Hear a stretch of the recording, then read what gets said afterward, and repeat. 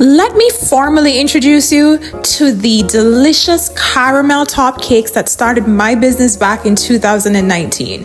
As a home baker, at that time when I started, I only specialized in chocolate caramel, strawberry caramel, and vanilla caramel. You name it, caramel was on it. With that said, I'm going to walk you through how I smother my cakes in caramel that for some reason people here in Grand Cayman are literally addicted to it. Trust me, I use this caramel for fillings or to just completely cover a cake based on the request that's made by my customer. So my caramel is actually made from pressurized condensed milk. So big up to Nestle, big up to Betty. This is not sponsored, but just bigging up the product that has worked for me for the past 5 years. So it's literally just pressurized sweet milk.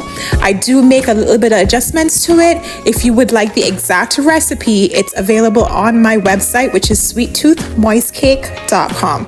So if you haven't already and you're new here to my channel, please subscribe, like this video, and comment with any questions you may have. If you are returning, I appreciate you guys. Thank you so much for being loyal subscribers. So as mentioned, this tutorial is just going to show you how I apply caramel as a frosting to a cake, and I'm also just going to show you what I use to add a little bit of decorativeness to it. That way it doesn't just look like blop. Literally. So I'm just going to do a tutorial for you and completely show you how I cover this cake in caramel and what the finishing product will be. Once again, if you have any questions, please do not hesitate to ask in the comment section. I am very responsive. If you are a beginner here, this is the community for you. Trust me.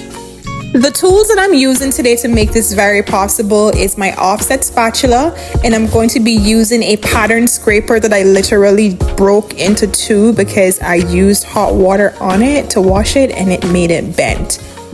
Note to self, do not use hot water to wash your plastic scrapers. So I'm using an offset spatula, and then I'm going to go in with a pattern scraper to make this cake look really decorative, even though it's not a birthday cake, but it's going to look really good and delicious.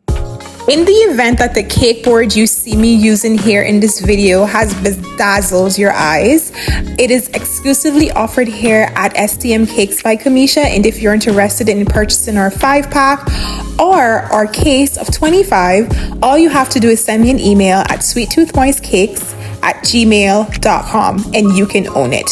So as promised, I'm now using the pattern scraper to create a pattern onto the caramel. That way it adds some dimension and also makes it really nice and presentable compared to how it looks when you just apply the caramel with the spatula.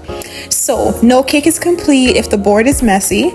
Okay, so make sure that you clean up your edges. You can always just wrap a piece of napkin around one of your offset spatulas or knife and clean it up. And I introduce to you our delicious vanilla caramel cake by STM Cakes by Kamisha.